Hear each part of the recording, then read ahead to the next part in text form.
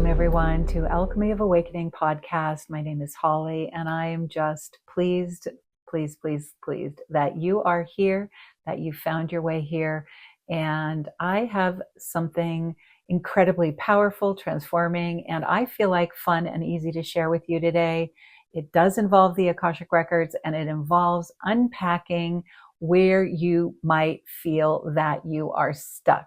This is such an important thing because very often we spend a lot of time healing, working on things, and no matter what we do, we feel like we circle back to it and we're just not getting beyond it.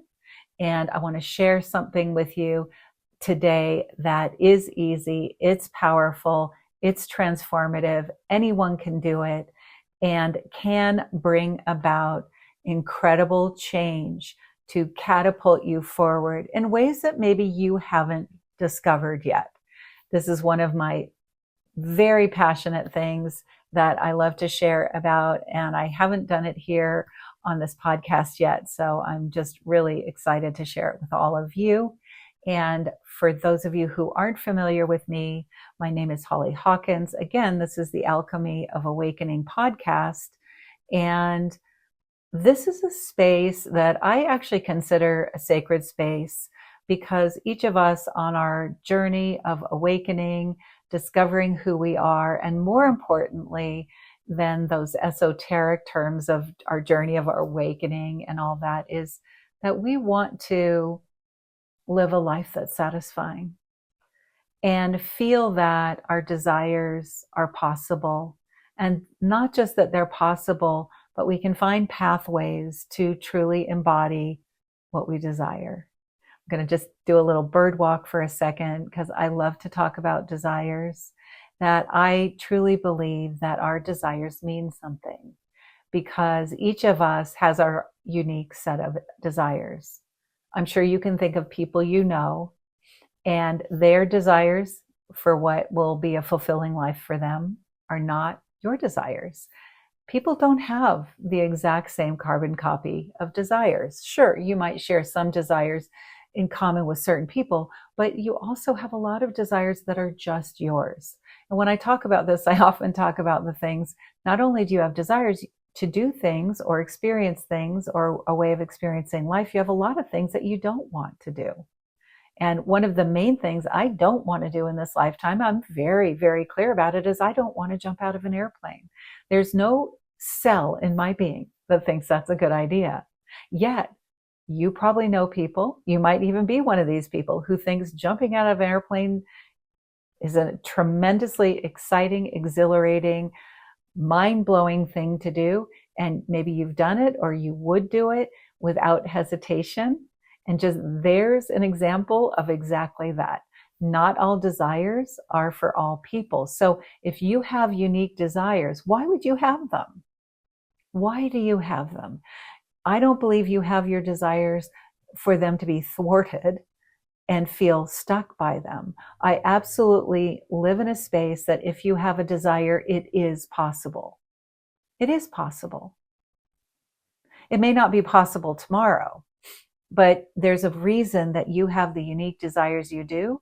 And so the journey of discovering how to fulfill that desire is really worthy of your time and attention. So I believe that we can have a life where we can fulfill our desires and actually enjoy it here. Very many people talk about, oh, in this dimension, it's hard and we have duality and polarity and we have to get to another dimensional reality before things are really good. And I don't believe that. I believe that we can encompass all of the dimensional realities right here, right now, that they're all in the same field with us.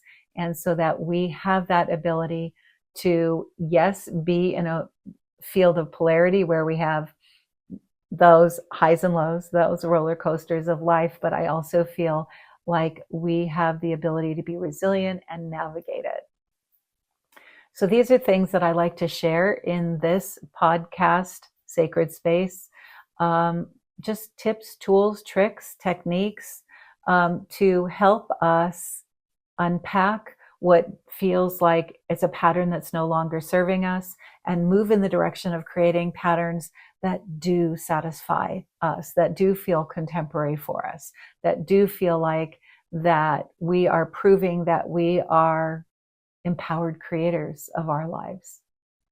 So with that being said, I want to bring in the fact that in this episode, I am going to be talking about the Akashic Records. For any of you who know me, I'm wildly passionate about them, have been for a long time, and I fully expect to continue to be passionate about them. I know there can be a lot of mystery around the Akashic Records and a lot of sense of, I have to be worthy to enter them. And you have a soul, you have an Akashic Record, you absolutely, if you have a desire to be there and work in this dimension, you absolutely can. And if you have that desire, you can do it right now. So I will be tying in today with the Akashic Records. And what I'm talking about today is something that can be done if you just learned this moment to open your Akashic Records, or if you're a seasoned, experienced person working in the records. So it's not, what I'm talking about today doesn't require a lot of learning for you to be able to implement this, utilize it for really unpacking things that might have been holding you back. Okay. So, and if you're interested, if you haven't learned how to read your Akashic Records, hang in there till the end, because I'm going to be talking about something coming up, some quick and easy trainings that I'm offering later on in the near future for you to learn to access your Akashic Records. So you too can implement this and some other things very easily to create that change and movement into the life of your dreams. Okay. So now, as a way for us to move into this, I want you to think back for a second about things that may have felt stickier or harder to heal, transform, or unpack. Generally, we all have some of those areas. No matter how much work we've done, we feel like we're not quite there yet. We haven't really achieved it, or achieved it in a lasting way. Maybe we've had it for a minute and then it feels elusive and it's gone. It could be from experiences in our adult life. And some of these patterns could have started very early on in our early childhood, for example. And a lot of our stickier patterns, not all of them, but a lot of them we can take back to our early childhood experiences. Now, most of us, whether we like it or not, have had difficulties, traumas, uncomfortable experiences in our early childhood. And some of you may be eye rolling saying, oh gosh, uncomfortable experiences. That's a soft way of saying that. But really, we've all had some kind of difficulty or traumatic events in our early childhood. Now, what makes them sticky is because we're so early in our development in this lifetime, we don't often have a way to understand the events, make sense of them, process them. And in the course of those difficult traumatic events of our early childhood, say from birth to 7, I'll just use that general developmental time frame. These experiences happen and we made decisions about who we are, maybe about who other people are, whether people show up for us, how they show up for us, the goodness or what we would expect from the world. And these things have made a very strong energetic imprint that set patterns in place. Now, what's interesting, I think it's interesting about these early childhood experiences is because we're in those early developmental ages, a lot of those decisions about who we are and our relationship to the world and people in our life, those went into the subconscious because we couldn't process them at an older adult level. So they've gone into our subconscious, and those subconscious beliefs create the patterns of who we are, what we expect, how we respond, and the consequence of that is how the universe responds to us as well. So sometimes those early childhood experiences, when we get to a certain point in our life, we want to resolve them. We want to understand them. We want to heal them. We want to release any way that they might be holding us back or constricting us or not allowing us to live full out and fully express who we are. And as we do that, we open up to our healing journey, which could start in many, many, many different ways. So just to name a few, some of us may decide we need to go to therapy. We may decide to start to do yoga, sound healing. We might start to do readings with other people, whether they're intuitive readings, Akashic record readings. We may try to resolve things with people in the past that maybe are people in our lives may have transitioned. So we might do mediumship readings. We might do energy healing. We might do NLP, EMDR. I mean, the list goes on and on and on. There's so many ways that we can start approaching the healing and the resolution of these early issues or patterns that feel, again, sticky. They're sticky because we're not quite sure how to get to the other side of them. And so in the course of that, we will make some progress. We will heal. We will transform. And if you're one of the really incredibly fortunate people, you've found the modality that really unpacks it for you, so it's not holding you back anymore. And that's incredible. That's wonderful. For many of us, we go through a lot of different things, and we're healing in layers. Like, I peeled that off. I'm working on this layer and this layer. And it might feel like we've got this, multiple layers of like the infinitely sized onion. Or it could feel like I keep circling back to that. And that's that image of the upward spiral. Every time we come back around to the same place, we're at a different place, but there's more for us to learn and grow. But no matter how much we do, sometimes we still feel like we can't quite get past it. There are also ways where we feel like there's something more there and I don't know how to get at it. And this is what I want to address today in this particular episode. I could talk about this for a whole day, so I'm giving you like the highlight of this, but also something, if you know how to work in your records, that you could apply right now. Now, very often in these younger experiences, so not just early childhood, but maybe even when you're in elementary school in those ages, very often we are harboring, holding emotions that we were not able to express. We may be holding points of view that, based on what was going on in those circumstances, there was no space for us to express, maybe even understand what we were feeling. There could have been no bandwidth with the people around us for us. We already know they couldn't show up for us if there are other people involved, because we wouldn't have the wound if they could show up for us. So somehow there was a shortcoming in how they could show up for us and support us. And very often what we do for a while is we try to forgive them, right? How many of you, raise your hand or throw it in the comments, how many of you have gone on that forgiveness journey where somebody has said to you, you'll create freedom for yourself if you just forgive them. And so we try to forgive them. And maybe some of you have been able to do that, and that's incredible.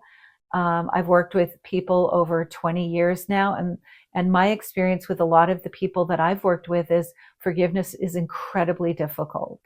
And honestly, for some people, impossible. And not because you're broken, but because sometimes what happened actually is unforgivable. Now, I know some people don't feel comfortable with me saying that always, but the truth is you may have experienced something that on a human level is unforgivable. It should never have happened. And I'm sorry if that's the case for you. I, in my early childhood, have something that I gave up trying to forgive that person, because in my mind, it was unforgivable. It should never have happened. So I don't feel anymore like I'm holding myself back, like I can't forgive them, so therefore I can never be healed. I've let go of that also, because the truth is what happened never should have happened.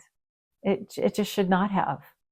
But what I can do is work with my energies so I'm not holding it the same way anymore. And I can get there whether I forgive them or whether I don't forgive them. So to me, there's a lot of freedom in that.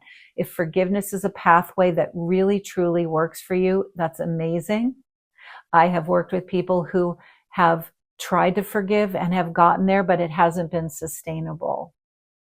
And so they go back to, I can't forgive them.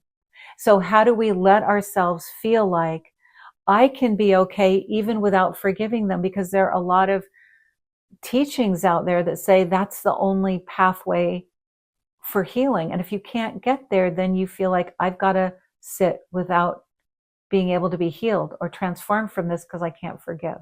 So we're going to let you off the hook. It's okay. It's okay if you can't find forgiveness right now. It's absolutely okay. And I'm going to ask you to just take the breath and drop your shoulders. And how does it feel if you're giving yourself permission that, like, I don't need to? I can still be whole and complete, even if I'm not getting to that place of forgiveness. Okay?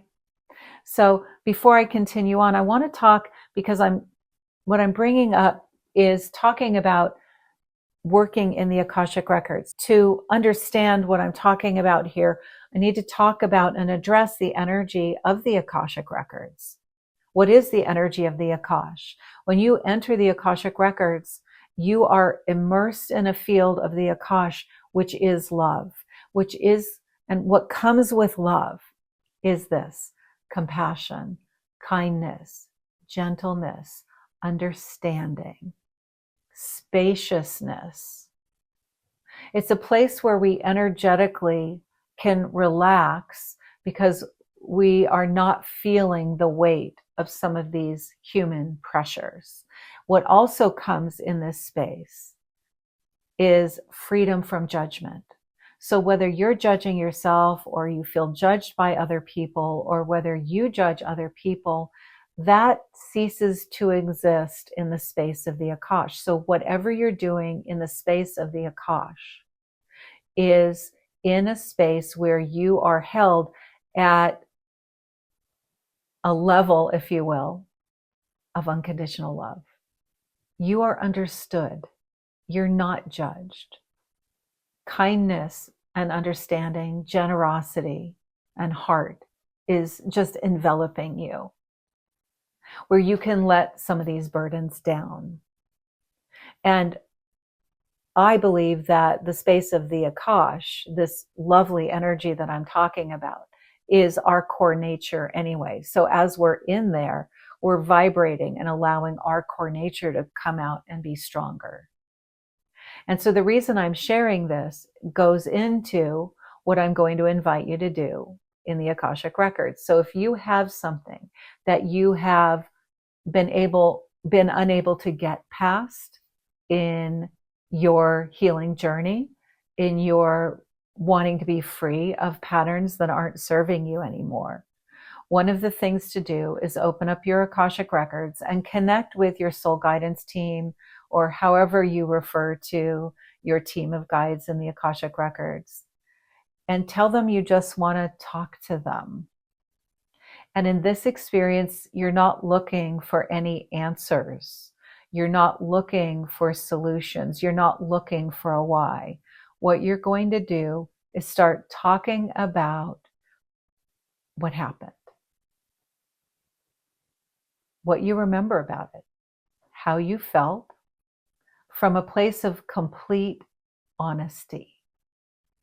And it may be the first time ever that you're ever allowing yourself to express this, to share it, to even maybe tap into it in this space that you're held in love, compassion, and understanding. It's okay to be angry. You can be pissed off. You can swear. You can scream. You can cry. And you're always held in love. You're held in understanding, where you get to express, I'm going to say, your side of the story, what your experience is. And in this experience, you just talk it out for as long as you need to. You get to be real and raw and honest.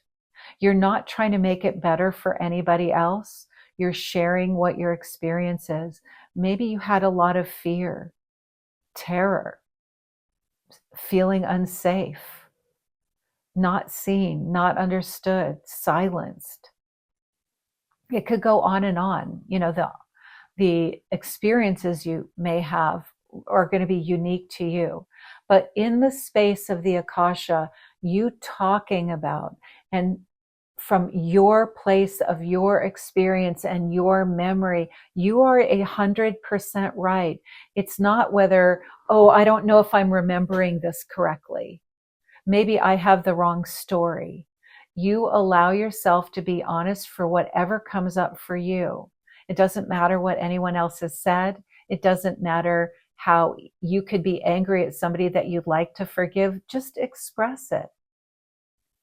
And whether you're expressing and emoting and being real and raw and honest for 5 minutes or 30 minutes, it doesn't matter. There's going to be a point in time as you're telling your story, some of the energy, it might build and get quite large, and then it might fall down, and you might feel that crescendo descending a bit. And whenever you feel ready, just sit for a moment, let yourself breathe, notice how you're feeling, and then close your records and get out. Again, I know I said this a moment ago. You're not looking for a why. You're not looking for a what. You're not looking for what's wrong with you or what's wrong with them. You're just sharing your story. And what happens when we tell the truth of our story in this loving, kind space, it's the Akash can help us give it over to the space of love. It unburdens us through our truth of our experience. Now, if you have something big, it might require, and I've done this many a time, is if there's something that's really big, or really, I like to use the word sticky, which you've already heard me say, something that you've really been working on it, you haven't created movement on it, you might need to do it multiple times. One of my favorite suggestions is just pick one. You might have a whole list, just pick one and go in every day to your records, find a time that works for you, and just go in, tell your story, feel everything you need to feel, be as real, raw, and honest as it is. When that energy feels like it's subsiding, just sit for a minute, notice how you feel, close your records and get out. And then do it again the next day, and do it again the next day. And watch what transforms with this. What I've experienced, and many of my clients have experienced using this as an independent experience, is each time you tell the story, more of the energy transforms with it. And while you're telling the story, maybe you're on your third or fourth time, it can happen at any time, you might have some other memories come up that you think, well, why am I remembering this? And this isn't related. I can't talk about it. If memories come up about other things and you feel called to talk about it and share about it, do, because somewhere deep inside of you, those might be energetically connected up. So talk about what comes up next. And notice the progression, notice the energy, notice the emotions while you're in your records. And notice as you do this and commit to this as a practice over time, notice what transforms while you're in the records, but also notice what transforms when you're not in the records, when you're out in your daily life. What I've experienced, but also I've had lots of clients and students express to me when they've done this consistently, they've noticed that they feel less agitated in their life. They might feel more patient. They might feel more kind with themselves. They might feel more understanding. They feel peaceful. They feel more calm. They feel like they're getting insights and ahas. And I've even had some students say that doing this process, they actually could find their way to some level of forgiveness, even when they had tried lots of ways to get there. So what this is doing overall is taking the energy that you're holding within your system, within your subconscious, within, I view it in our cells and in our energy field, and we're letting it free into a space of love that can hold it. It can take it from us. How? Just because we're willing to share our truth. That's all. I view it as a very gentle, kind, simple, and transformative experience. So you're going to know when you're done with that topic. Maybe it's a few days. Maybe it's a 21-day, 40-day practice. The time doesn't really matter, because every time you go in and tell your story, you're going to might even be telling different aspects of it. But every time you're lifting more of the energy that you're holding within you, you're lifting it off, you're freeing it, and you're creating space for more of what else you'd like to experience and have come in. And if you've been holding something for many years, maybe even decades, doing something for 20 days or 40 days or however long really is actually pretty rapid transformation in my mind, because it's not like I start here and I don't get to feel the benefit till the end. As I've mentioned, you're going to be feeling the shifts and the changes as you do this. And a side effect of this, as I've already mentioned, is while you're in the records, or when you've closed the records and you're going about your everyday life, you might have more ahas, more clarity, areas that you might feel stuck in your life that are energetically connected to what you've been holding on to might start freeing up. You might have clarity to, oh, I'm going to go in this direction now, and I have freedom around that. It can happen in so many ways. Your self-care might change. Your compassion towards yourself, feeling loving and kind to yourself, can change. You might shift relationships in positive ways in your life. The flow-on effect of this can go in a myriad of different directions that are all good for you. Okay, so this is my simple recipe to get that moving. Get that moving. The other thing that can happen with this is sometimes this is all it takes. Practice this for a while and you really offload it and it never comes back again. Sometimes as you're offloading it, some of the other things you're doing become more effective also. So you're creating energetic freedom that you might not have been able to connect with before, because you're really getting at the emotions and the experiences and the deeply held subconscious beliefs, and you're creating freedom from any holding pattern that they've been for you. And as you know, if, say, planes are in a holding pattern, they're not moved. If they're not in a holding pattern anymore, they get to move in the way they're supposed to. So it can create openings and movements for you that you may not have been able to experience before. So as I mentioned earlier, this is something you can try right away if you already know how to access your Akashic Records.